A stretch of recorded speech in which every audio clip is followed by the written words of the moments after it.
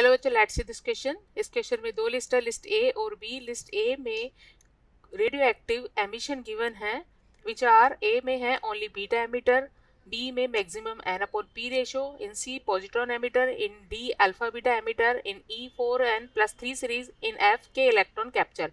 List B में उनसे related कुछ एलिमेंट्स हैं which are carbon 14, tritium, carbon 11, uranium 235, uranium 235 and rubidium 81 and francium 223.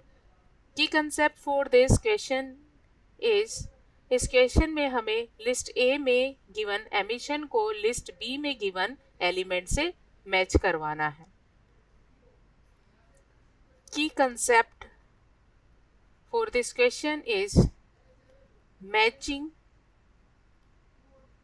Of list A with list B, with list B. List A में given first option है only beta emitter, only beta minus emitter. Beta emitter nuclide की खासियत होती है कि इनका atomic number 20 से कम हो और n upon p ratio greater than 1 हो। सो Z is less than 20। Calcium के एटॉमिक मास नंबर से इनका कैल्शियम के एटॉमिक नंबर से इनका एटॉमिक नंबर कम हो और इसके साथ ही इनका n upon p ratio, neutron to proton ratio greater than 1 हो।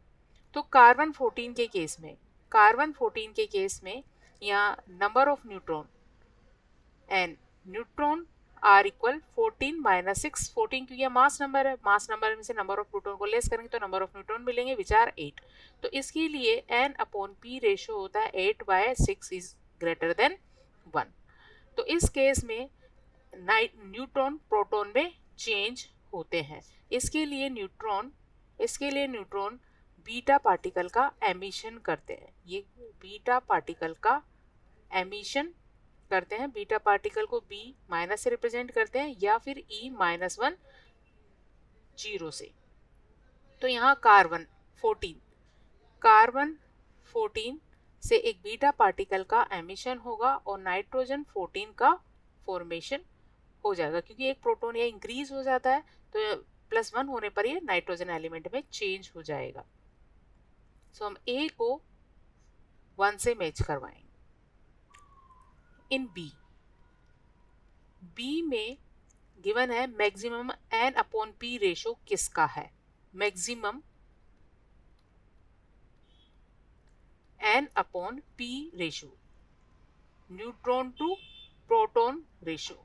तो अगर हम हाइड्रोजन के आइसोटोप ट्राइट्रियम की बात करें जिसे H3 से रिप्रेजेंट किया है, इसके लिए नंबर ऑफ न्यूट्रॉन इक्वल होगा 3 - 1, atomic mass number minus atomic number is equal to. तो इसके लिए n अपॉन p रेशो होगा 2/1 इज इक्वल टू, जो बहुत ज़्यादा है। ठीक है, सो यहाँ हम B को मैच करवाएंगे 2 से। इसी तरह नेक्स्ट है पॉजिट्रॉन एमिटर। पॉजिट्रॉन क्या होता है? ऐसा इलेक्ट्रॉन जिसपे पॉजिटिव चार्ज हो और मास नेग्लिजिबल हो। तो पॉजिट्रॉन एमिशन कब होता है? जब किसी न्यूट्रॉन को प्रोटॉन को न्यूट्रॉन में चेंज होना हो। तो ये कब पॉसिबल है? जब उसके लिए n upon p ratio less than 1 हो। तो in case of C, positron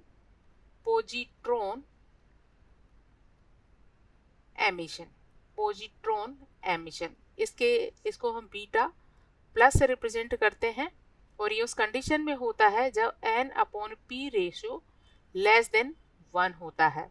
तो यहाँ से प्रोटॉन को न्यूट्रॉन में चेंज किया जाता है। प्रोटॉन को क्या करेंगे हम? यहाँ न्यूट्रॉन में चेंज करेंगे। तो इस तरह से n1 0 और साथ में बीटा प्लस बनेगा। तो यहाँ पर एटॉमिक मास नंबर कम हो जाता है।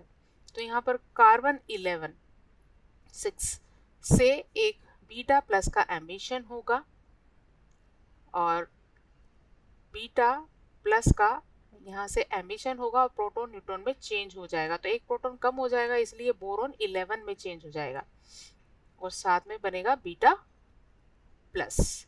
तो सी के केस में हम मैच करेंगे सी को 3 से, कार्बन 11 से। डी है alpha beta emitter. Alpha beta emitter कुछ ऐसे हैवी न्यूक्लियस वाले रेडियो एक्टिव एलिमेंट होते हैं जो अल्फा और बीटा पार्टिकल्स का एमिशन करते हैं और इनके लिए n/p रेशो ग्रेटर देन 1 होता है। तो यहाँ पर अल्फा बीटा एमिटर का एग्जाम्पल है फ्रेंशियम 223।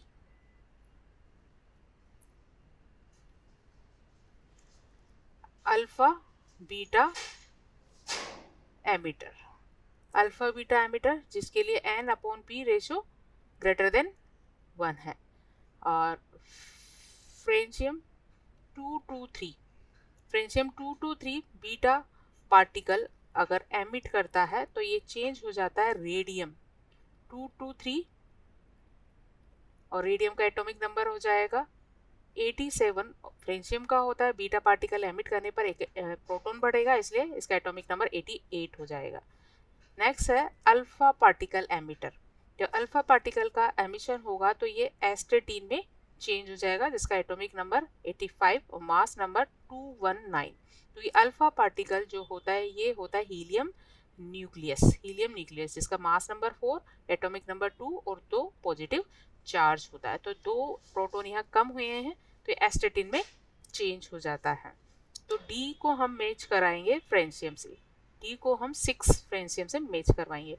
नेक्स्ट है 4n+3 सीरीज। 4n+3 सीरीज ऐसी सीरीज होती है 4n+3 सीरीज, ये ऐसे एलिमेंट्स होते हैं जिनके मास नंबर को जब हम 4 से डिवाइड करते हैं तो 3 मास नंबर एक्स्ट्रा उनमें होते हैं, 3 मास नंबर वहाँ एक्स्ट्रा प्रेजेंट होते हैं।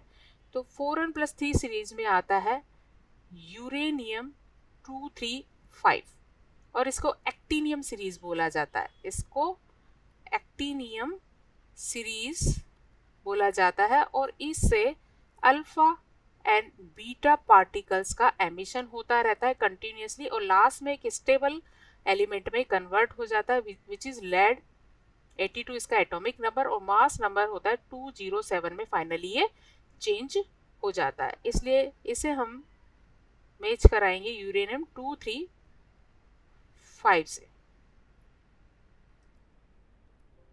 यूरेनियम 235 ई को मैच करवाएंगे 4 से। नेक्स्ट है के इलेक्ट्रॉन कैप्चर।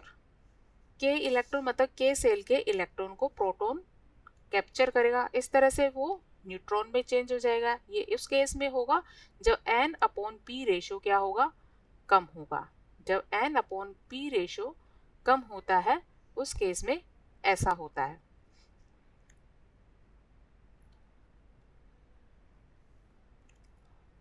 F के इलेक्ट्रॉन कैप्चर, के इलेक्ट्रॉन कैप्चर ये कब, जब n/p रेशो इज लेस, कम होता है तो यहाँ प्रोटॉन न्यूट्रॉन में चेंज हो जाता है। प्रोटॉन यहाँ इलेक्ट्रॉन एक्सेप्ट करेगा और न्यूट्रॉन में चेंज हो जाएगा। तो ये होता है रुबिडियम 81 में जिसका एटॉमिक नंबर 37 होता है। तो क्योंकि एक प्रोटॉन कम होगा इसलिए ये चेंज हो जाता है क्रिप्टॉन 36 और मास नंबर 81 ही रहेगा। तो इस तरह से के इलेक्ट्रॉन कैप्चर, के मतलब के सेल का इलेक्ट्रॉन न्यूक्लियस में प्रेजेंट प्रोटॉन एक्सेप्ट करके न्यूट्रॉन में चेंज हो जाता है और इस प्रोसेस में रेडिएशंस एमिट होती है क्योंकि इलेक्ट्रॉन हाई एनर्जी लेवल से लोअर एनर्जी लेवल की ओर मूव करते हैं और ये एनर्जी यहाँ एक्सरेज की फॉर्म में निकलती है। तो के इलेक्ट्रॉन कैप्चर को हम मैच करवाएंगे रुबिडियम 81 1 से. Hope you understood it well. Best of luck.